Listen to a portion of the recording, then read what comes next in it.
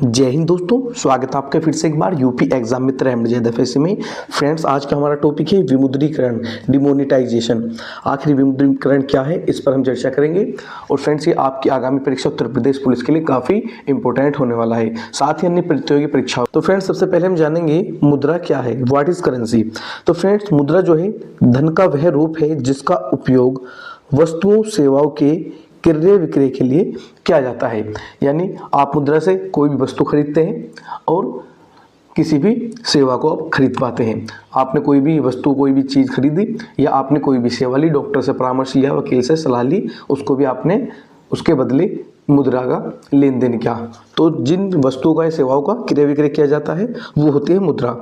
अब ये मुद्रा होती कैसे है, तो इस सिक्के के रूप में हो सकती है, कागज के नोट के रूप में भी हो सकती है, या डिजिटल रूप में भी हो सकती है, जैसा आप देख पाते हैं ऑनलाइन।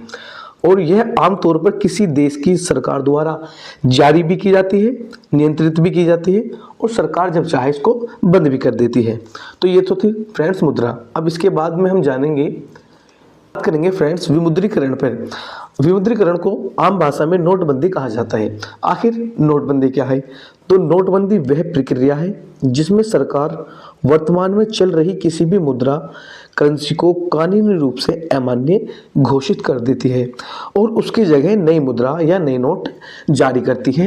वो नोटबंदी कहलाती है। मान लीजिए आज वर्तमान में जो भी मुद्रा प्रचलन में है, जिसका भी हम इस्तेमाल कर रहे हैं किसी भी लेन देन के लिए, और वो सरकार एक घोषणा कर दे कि ये मुद्रा अब से नहीं चलेगी, ये मुद्रा हमने बंद कर दी है, तो उसका कुछ भी वो वैल्यूएबल नहीं रह जाएगी, कुछ भी उसका मानक नहीं रह जाएगा। उसमें क्या होगा कि वो एक कागज़ का हिस्सा बनकर रह जाएगी, या अगर वो सिक्के के रूप में है तो वो सिक्का ही बनकर रह जाएगी। उसका जो अपना अस्तित्व है वो ख़त्म हो जाएगा सरकार की घोषणा के बाद, जब सरकार उसको चाहे बंद कर सकती है, चाहे चला सकती है।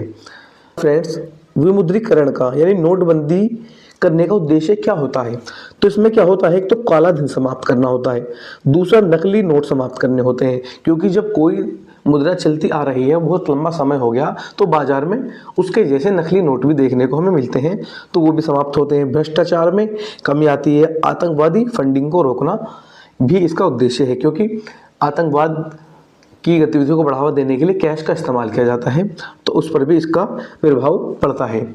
हवाला कारोबार पर भी ये रोक लगाती है। और जो विमुद्रीकरण है, विमुद्रीकरण में मुद्रा अपना जो अंकित मूल्य है वो खो देती है। मान लीजिए आपके पास जो है 2000 का नोट है। अब ये 2000 का नोट है, अब इस पर अंकित हुआ है। अंकित का मतलब है कोई चीज़ लिखी हुई है, अंकित की गई है। 2000 रुपये अंकित किए गए हैं नोट पे, 2000 का नोट है, और सरकार ने उसे अमान्य घोषित कर दिया। अब वो प्रचलन में नहीं है, तो वो केवल कागज भर रह गया, वो रद्दी के भाव ही बिकेगा। चाहे आप पे 2000 के 1 कुंटल नोट क्यों ना हो, वो तोल में ही जाएंगे केवल कागज के भाव में। 2000 रुपये में जो अंकित मूल्य है उसका कोई वैल्यू नहीं रह जाती। ये भी हमें ध्यान रखना है। और फ्रेंड, जो नोटबंदी है ये किस कानून के तहत की जाती है, तो इसका कानून है आरबीआई अधिनियम 1934 की धारा 26(2) के तहत नोटबंदी की जाती है। फ्रेंड्स, अब बात करें कि भारत में अब तक नोटबंदी जो हुई है कितनी बार हुई है, तो हिस्ट्री ऑफ डिमोनेटाइजेशन, भारत में अब तक कुल 3 बार नोटबंदी हुई है। स्वतंत्रता के बाद 2 बार हुई है, और उससे पहले 1 बार हो चुकी है। यानी आज़ादी के बाद केवल 2 बार हुई है, उससे पहले 1 बार। कुल मिलाकर बात करें तो 3 बार नोटबंदी भारत में हो चुकी है। पहली नोटबंदी 12 जनवरी 1946 को हुई थी। समय की बात करें तो स्वतंत्रता से पहले हुई थी, ब्रिटिश सरकार के द्वारा ये नोटबंदी कराई गई थी। कौन कौन से नोट बंद हुए थे, तो 1946 में नोटबंदी हुई थी, जिसमें 500, 1000 और 10,000 रुपए के नोट बंद किए गए थे। उस समय आरबीआई के गवर्नर थे सीडी देशमुख। और दूसरी नोटबंदी हुई 16 जनवरी 1978 को। समय स्वतंत्रता के बाद पहली नोटबंदी थी। तो स्वतंत्रता के बाद 2 बार हुई है, जिनमें पहली थी 16 जनवरी 1978 को हुई थी। उस समय प्रधानमंत्री थे मोरारजी देसाई, जनता पार्टी की सरकार थी, और ये पहले गैर कांग्रेसी प्रधानमंत्री थे। कौन कौन से नोट बंद हुए थे, तो 1000, 5000 और 10,000 रुपए के नोट बंद हुए थे। आपने सोचा कि 10,000 के नोट तो पहले में भी बंद हुए थे, तो फ्रेंड्स 10,000 का नोट जो था 1954 में पुणे चला दिया गया था। तो इसके बाद फिर 1978 में भी 10,000 का नोट फिर से बंद किया गया दूसरी नोटबंदी में। उस समय आरबीआई के गवर्नर थे IG पटेल, और वित्त मंत्री थे HM पटेल, जिनको हीरू भाई मूलजी भाई पटेल कहा जाता है। पति कौन थे, नीलम संजीव रेड्डी थे।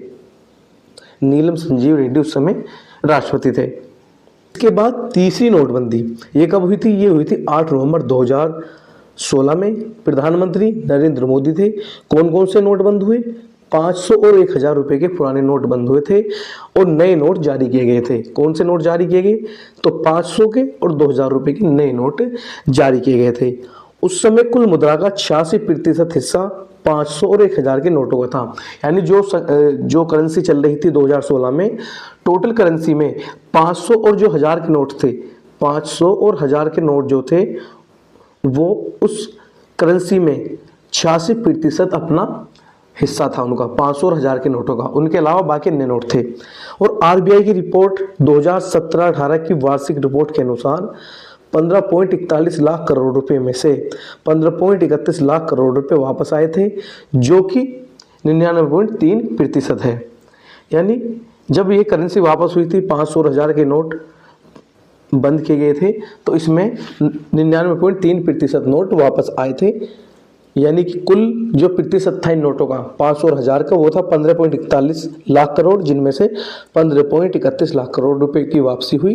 प्रतिशत की बात करें तो 99.3% की वापसी इन नोटों की हो चुकी थी।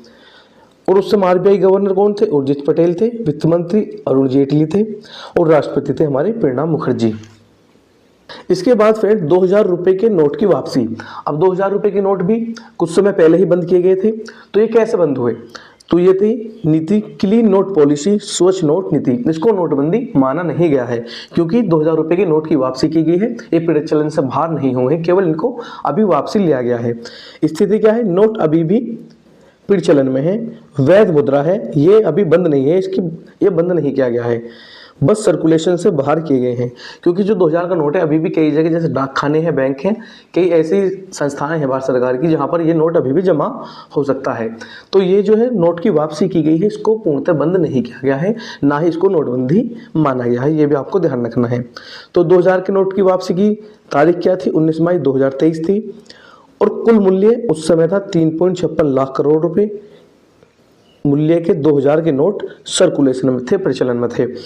आरबीआई गवर्नर थे शक्तिकांत दास और वित्त मंत्री थे निर्मला सीतारमण। अप्रैल 2025 की आरबीआई रिपोर्ट के अनुसार लगभग 98.21% नोट वापस आ चुके हैं 2000 के। 2 जनवरी 2023 को सुप्रीम कोर्ट की 5 जजों की संविधान पीठ ने 4:1 के बहुमत से 2016 की नोटबंदी को सही ठहराया। यानी में 4 जज थे और उन 4 जज में एक जज ने तो नोटबंदी को गलत ठहराया और 3 जज ने नोटबंदी 2016 को सही माना है। और केस का नाम क्या था? विवेक नारायण शर्मा बनाम भारत संघ केस का नाम था। और ऐसा सहमति जो जताई थी वो एक जज थे जिनका नाम था एकमात्र जस्टिस बीवी नगरत्ना ने इसे गैरकानूनी बताया। विमुद्रीकरण की हम बात कर रहे हैं। आरबीआई जो कि भारत का केंद्रीय बैंक है, इसके कुछ फैक्ट को भी हम जानने का प्रयास करेंगे क्योंकि इससे भी अक्सर प्रश्न बच जाता है।